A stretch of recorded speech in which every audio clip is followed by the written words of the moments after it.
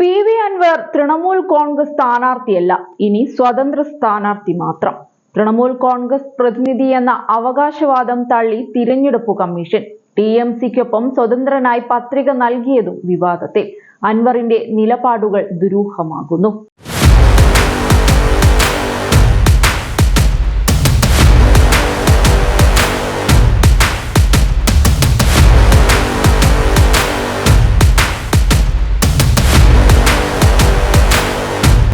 തൃണമൂൽ കോൺഗ്രസ് സ്ഥാനാർത്ഥിയായി മത്സരിക്കാനുള്ള PV അൻവറിന്റെ നീക്കങ്ങൾക്ക് തടയിട്ട് തിരഞ്ഞെടുപ്പ് കമ്മീഷൻ. ഇതോടെ അൻവറെ ചൊല്ലി നിലമ്പൂരിൽ അരങ്ങേറുന്നത് നാടകീയ സംഭവ വികാസങ്ങൾ.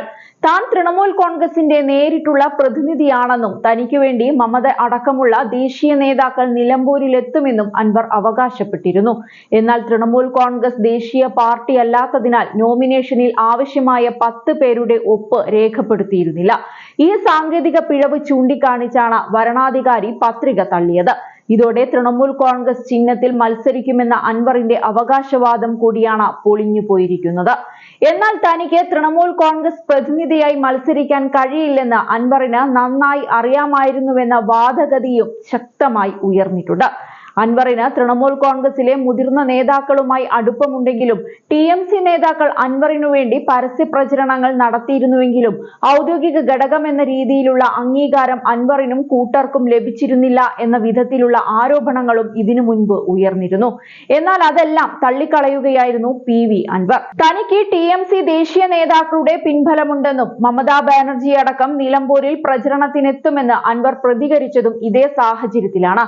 എന്നാൽ തൃണമൂൽ കോൺഗ്രസ് ദേശീയ നേതൃത്വവുമായി ഇത്രയധികം ബന്ധമുണ്ടായിരുന്നിട്ടും നാമനിർദ്ദേശ പത്രിക തള്ളാത്ത വിധത്തിൽ ആവശ്യമായ ഒപ്പുകളും മറ്റ് വിശദാംശങ്ങളും നൽകാൻ PV അൻവറിന് എന്തുകൊണ്ട് കഴിഞ്ഞില്ല എന്ന ചോദ്യമാണ് വിവിധ കോണുകളിൽ നിന്നും ഇപ്പോൾ ഉയർന്നുകൊണ്ടിരിക്കുന്നത്. തൃണമൂൽ കോൺഗ്രസിന്റെ സ്ഥാനാർത്ഥിയായി താൻ നൽകിയ പത്രിക തള്ളിപ്പോകുമെന്ന് അൻവറിന് നേരത്തെ അറിയാമായിരുന്നുവെന്ന വസ്തുതകൾ കൂടിയാണ് ഇപ്പോൾ മറനീക്കി പുറത്തെത്തിയിരിക്കുന്നത്.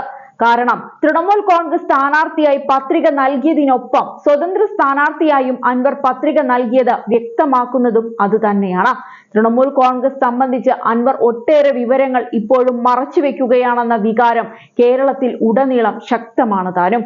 തൃണമൂൽ കോൺഗ്രസിന്റെ സംസ്ഥാന ഘടകമാണ് തന്റേതെന്നാണ് അൻവർ വിശദീകരിച്ചിരുന്നത്. TMC ദേശീയ നേതൃത്വത്തിന്റെ അടക്കം പിന്തുണ ഇക്കാര്യത്തിൽ അൻവറിന് കരുത്തായി മാറുകയും ചെയ്തു. കോൺഗ്രസ് നേതാക്കളെ വെല്ലുവിളിക്കും വിധത്തിൽ ക്ഷുഭിതനായി അൻവർ രംഗത്തെത്തിയത് പോലും ഈ പിൻബലത്തിന്റെ കരുത്തിൽ തന്നെയായിരുന്നു. അതേസമയം തൃണമൂൽ കോൺഗ്രസിന് കേരളത്തിൽ രജിസ്ട്രേഷൻ ഇല്ലെന്ന വസ്തുത ഇതിനോടകം പുറത്തു വന്നു കഴിഞ്ഞിട്ടുണ്ട്. ഇതാണ് സാങ്കേതിക തടസ്സത്തിന് പ്രധാന കാരണവും. തൃണമൂൽ കോൺഗ്രസിന്റെ ഔദ്യോഗിക ചിഹ്നമായ പുല്ലും പൂവും അടയാളത്തിൽ മത്സരിക്കാൻ പത്രിക നൽകിയതിനൊപ്പം സ്വതന്ത്രനായി മത്സരിക്കാനും അൻവർ പത്രിക നൽകിയതിന് പിന്നിലെ തന്ത്രവും ഇതുതന്നെയായിരുന്നു. TMC സ്ഥാനാർത്ഥിയായാലും സ്വതന്ത്ര സ്ഥാനാർത്ഥിയായാലും അൻവറിന്റെ സാന്നിധ്യം വലിയ തിരിച്ചടിയാകുന്നത് UDF-നായിരിക്കുമെന്നത് വ്യക്തം. കാരണം അത്രമേൽ ശക്തമായാണ് അൻവർ UDF നേതൃത്വത്തിനെതിരെ രംഗത്തെത്തിയിരിക്കുന്നത്. പിണറായി സത്തെ എതിർക്കുന്നത് പോലെ VD സതീഷിനെതിരെ അൻവർ രംഗത്ത് വന്നതും വ്യക്തമായ രാഷ്ട്രീയ കാഴ്ചപ്പാടോടെ തന്നെയാണ്. തിരഞ്ഞെടുപ്പിൽ M സ്വരാജ് ആര്യാടൻ ഷൗക്കത്തിനെ പരാജയപ്പെടുത്തിയാൽ അതിന്റെ നേട്ടം അൻവർ അവകാശപ്പെടുമെന്ന് വ്യക്തം. അതേസമയം ആര്യാടൻ ഷൗക്കത്ത് വിജയിച്ചാൽ അൻവറിന്റെ രാഷ്ട്രീയ ഭാവിയെ തന്നെ തകർക്കുകയും ചെയ്യും. അതുകൊണ്ട് തന്നെ നിലമ്പൂരിൽ അരങ്ങേറുന്ന സംഭവ വികാസങ്ങൾക്ക് വലിയ രാഷ്ട്രീയ പ്രാധാന്യമാണുള്ളത്.